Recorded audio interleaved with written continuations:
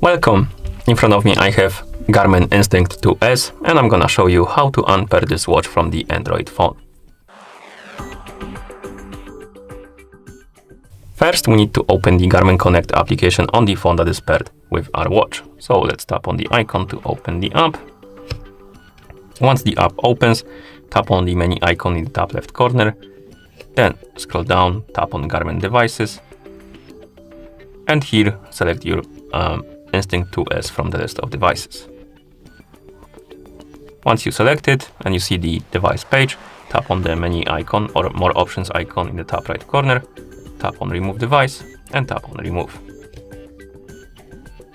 Tap on close.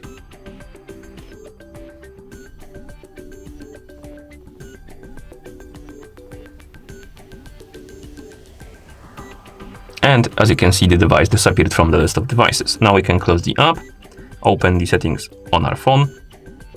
In settings, find the connected devices or Bluetooth settings. And here you should see the previously connected devices list, and on it there probably will be Instinct 2S.